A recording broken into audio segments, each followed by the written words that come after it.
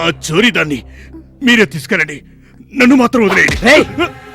ఇంకొకసారి అమ్మాయిని ఏమన్నా అన్నావనుకో నా కొడక మూతి పగిలిపోద్ది. చెత్త నా కొడక. అమ్మాయిల్ని బలవంతంగా తీసుకొచ్చి బ్లూ ఫిల్మ్స్ తీస్తున్నాడు కదా రాస్కెల్. బార్ లో ఉండే అమ్మాయిలతోటి బిజినెస్ చేయడానికి అగ్రిమెంట్ ఏమైనా తీసుకున్నావరా? బిఎఫ్ఎల్ తీసే నా కొడక. రేపటి నుంచి అమ్మాయిల్ని పట్టుకోవడానికి ఇక్కడి నుంచి నీకు ఈ చెయ్యి ఉండకూడదు. కాలు కూడా ఉండకూడదురా.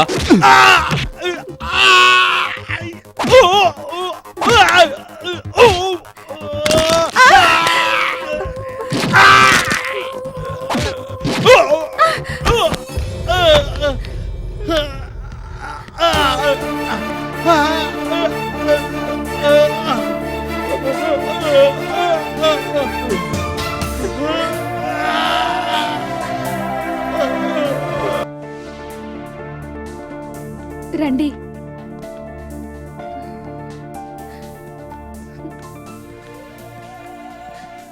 కూర్చోండి.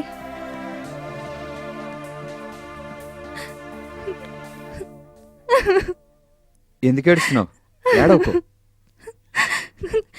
ఈ రోజు కనుక మీరు రాకపోతే నా బతుకు ఏమైందో ఏంటో. ఏడవద్దులే కానీ మేము వెళ్తాం. వెళ్ళకండి, వంట చేస్తాను, భోంచేసి వెళుదురు కానీ. భోజనం గిజనం ఏవద్దు, రారా మనం వెళ్దాం. మీరు కూర్చోండి, అరగంటలో భోజనం రెడీ చేస్తాను.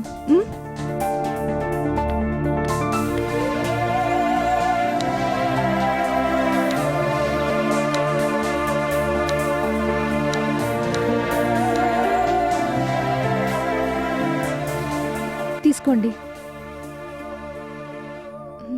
భోంచేయండి.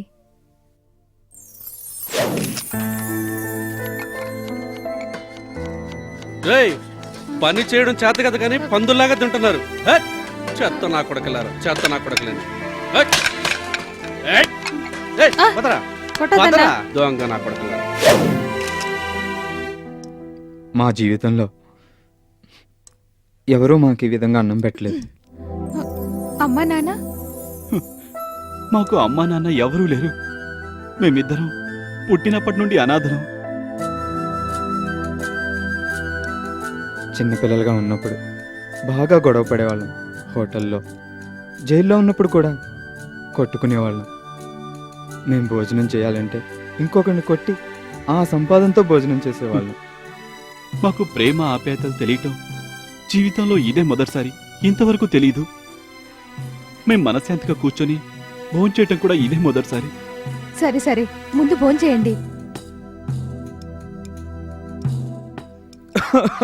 మెల్లగా మెల్లగా.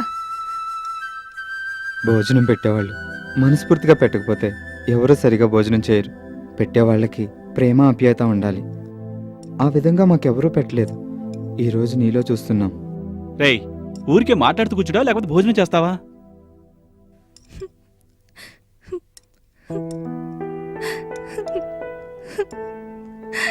రాణి, నువ్వెందుకు ఆ బార్లో పనిచేస్తున్నావు?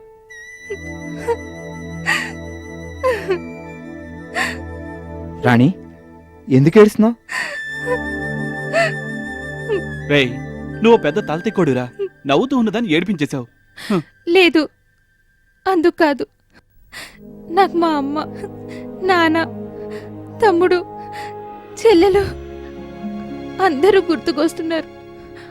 అందుకని ఏడుస్తున్నాను. నానా మమ్మల్ని వదిలేసి వేరే దాంతో వెళ్ళిపోయాడు. నేను పంపించే డబ్బుతోనే అమ్మ ఇల్లు గడుపుతోంది. తమ్ముడు, చెల్లెలు, స్కూల్ ఫీజు అన్ని దానిలోనే. నా గోడంతా వినిపించి మీకు మనశ్శాంతి లేకుండా మీ మూడంతా పాడు చేశాను. మీరు భోంచేయండి.